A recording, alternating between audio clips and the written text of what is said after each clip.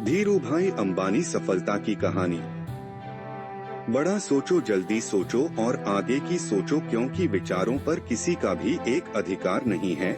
ऐसा कहना है धीरूभाई अंबानी का, जिन्होंने एक साधारण परिवार से दुनिया के सबसे अमीर इंसानों में से एक होने का संघर्ष भरा रास्ता तय किया। बहुत कम लोग जानते होंगे कि धीरूभाई का वास्तविक नाम धीरजलाल हीरालाल अंबानी है। Vertical bar. उन्होंने 1966 में रिलायंस टेक्सटाइल की स्थापना की, लेकिन एक समय ऐसा भी था जब धीरूभाई अंबानी ने 300 रुपए वेतन से काम किया। लेकिन जब उन्होंने दुनिया को अलविदा कहा तब उनकी कुल संपत्ति 62,000 करोड़ रुपए से भी ज्यादा थी। Vertical bar. 28 दिसंबर 1932 को गुजरात के जूनागढ़ के छोटे से गांव चोरबाड़ में धीरजलाल हीरालाल अंबानी का जन्म हुआ। धीरूभाई अंबानी के पिता का नाम हीराचंद गोवर्धन भाई अंबानी था, जो कि एक शिक्षक थे, और माता का नाम जमुना बेन था, जो कि एक गृहिणी थी। धीरूभाई के 4 भाई बहन और थे। इतने बड़े परिवार का लालन पालन करना अध्यापक गोवर्धन भाई के लिए सरल काम नहीं था, और एक समय ऐसा आया कि आर्थिक परेशानियों के कारण धीरूभाई को अपनी पढ़ाई बीच में ही छोड़ देनी पड़ी और उनकी स्कूली शिक्षा भी अधूरी रह गई। Vertical bar. पिता की मदद के लिए धीरूभाई ने छोटे मोटे काम करना शुरू कर दिया। हर सफलता के पीछे ढेरों असफलताएं छिपी होती हैं। धीरूभाई अंबानी पर यह बात एकदम सटीक उतरती है।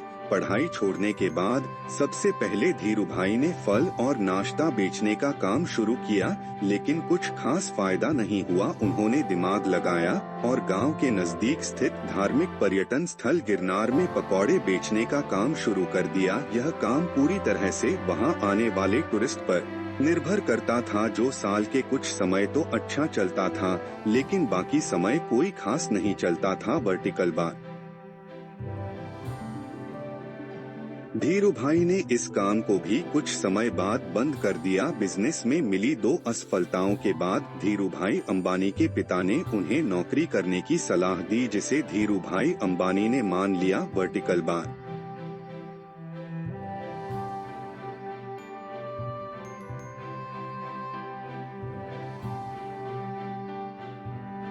धीरूभाई अंबानी के बड़े भाई रमनीक भाई उन दिनों यमन में नौकरी करते थे। उनकी मदद से धीरूभाई को यमन जाने का मौका मिला। वहां उन्होंने पेट्रोल पंप पर काम किया और महज 2 सालों में अपनी योग्यता की वजह से मैनेजर के पद तक पहुंच गए। इस नौकरी के दौरान भी उनका मन नौकरी कम और बिजनेस करने के मौकों की तरफ ज्यादा रहा। उन्होंने हर एक संभावना पर विचार किया और धीरूभाई अंबानी हर समय बस यही सोचते रहते थे कि वह किस तरह से एक सफल बिजनेसमैन बन सकते हैं। Vertical bar.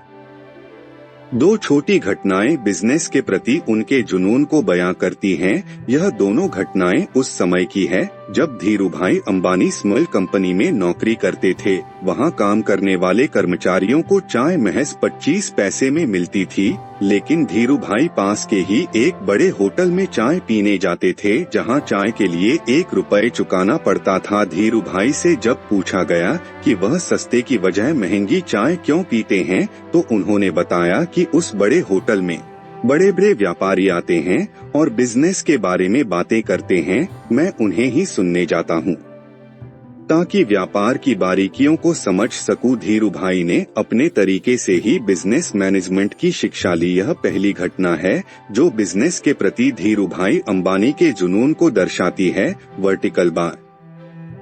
दूसरी घटना कुछ यूं है कि उन दिनों यमन में चांदी के सिक्कों का प्रचलन था। धीरूभाई को एहसास हुआ कि इन सिक्कों की चांदी का मूल्य सिक्कों के मूल्य से ज्यादा है, और उन्होंने लंदन की एक कंपनी को इन सिक्कों को गलकर आपूर्ति करना शुरू कर दी। यमन की सरकार को जब इस बात का पता चला तब तक धीरूभाई अंबानी मोटा मुनाफा कमा चुके थे। यह दोनों घटनाएं इशारा करती हैं धीरूभाई के पास एक सफल बिजनेसमैन बनने के सारे गुण मौजूद थे। Vertical bar. यमन में धीरूभाई का अच्छा खासा समय बीत रहा था कि वहां आजादी के लिए लड़ाई शुरू हो गई और ढेरों भारतीयों को यमन छोड़ना पड़ा। इस परेशानी के आलम में धीरूभाई अंबानी को भी यमन छोड़ना पड़ा और धीरूभाई अंबानी भारत वापस लौट आए। Vertical bar.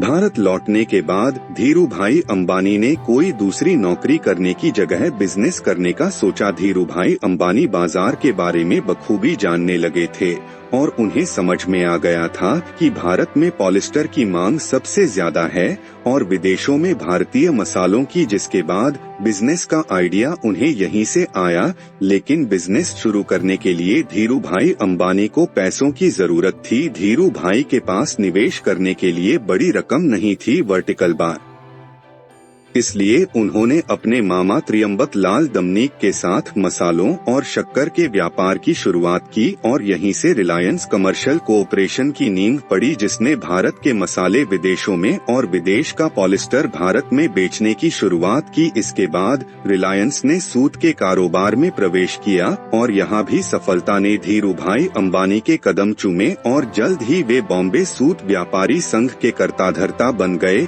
यह बिजनेस बहुत ही जोखिम से भरा हुआ था और उनके मामा को जोखिम पसंद नहीं थे, इसलिए जल्द ही दोनों के रास्ते अलग अलग हो गए। इससे रिलायंस कंपनी पर कोई फर्क नहीं पड़ा। धीरूभाई अंबानी को धीरे धीरे कपड़ों के व्यापार की भी अच्छी खासी समझ हो गई थी। उसके बाद धीरूभाई अंबानी ने 1966 में अहमदाबाद के नरोडा में एक कपड़ा मिल की स्थापना की, जहां पर कपड़ा बनाने में पॉलिस्टर के धागों का इस्तेमाल किया जाता था। धीरूभाई अंबानी ने इस कपड़ों के व्यापार के ब्रांड का नाम विमल ब्रांड रखा। दरअसल विमल धीरूभाई अंबानी के बड़े भाई रमनीक भाई के बड़े बेटे का नाम था और उन्हीं के नाम पर कपड़ों के व्यापार का नाम पड़ा। उसके बाद इस ब्रांड को पूरे भारत में प्रचार और प्रसार किया गया और धीरे धीरे विमल ब्रांड के कपड़े भारत में शहर से लेकर छोटे छोटे गांव तक मशहूर हो गए। और फिर क्या था, उसके बाद धीरूभाई अंबानी ने कभी भी पीछे मुड़कर नहीं देखा और सफलता की सीढ़ी चढ़ते गए।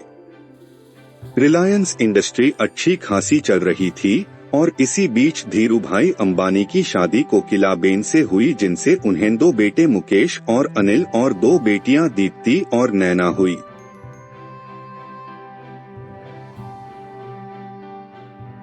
उसके बाद धीरूभाई अंबानी ने अपने बिजनेस को आगे बढ़ाने के बारे में सोचा, इसलिए उन्होंने रिलायंस इंडस्ट्री का विस्तार अलग अलग क्षेत्रों में किया, जिनमें से मुख्य रूप से पेट्रोलियम, दूरसंचार, ऊर्जा, बिजली, फुटकर, कपड़ा, टेक्सटाइल आदि शामिल है। वर्टिकल बार और उसके बाद रिलायंस इंडस्ट्री भारत की सबसे बड़ी कंपनी बन गई।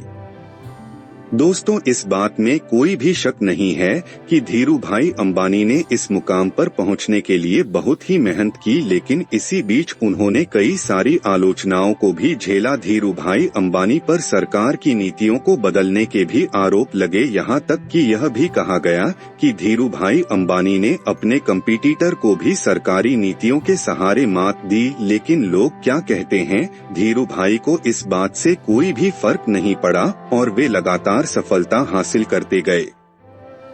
धीरूभाई अंबानी को 24 जून 2002 को हार्ट अटैक आने की वजह से अस्पताल में भर्ती किया गया। उसके बाद उनकी तबीयत लगातार खराब होती गई और 6 जुलाई 2002 को धीरूभाई अंबानी ने अंतिम सांस ली, लेकिन उनके स्वभाव और नम्रता की वजह से वह आज भी लोगों के दिलों में जिंदा है। धीरूभाई का कहना था, जो सपने देखने की हिम्मत करते हैं वह पूरी दुनिया को जीत सकते हैं। उनकी मृत्यु के बाद उनके बड़े बेटे मुकेश अंबानी ने सारा बिजनेस संभाल लिया और इतना ही नहीं, आज मुकेश अंबानी भारत के 10 सबसे अमीर आदमी की लिस्ट में शामिल हैं।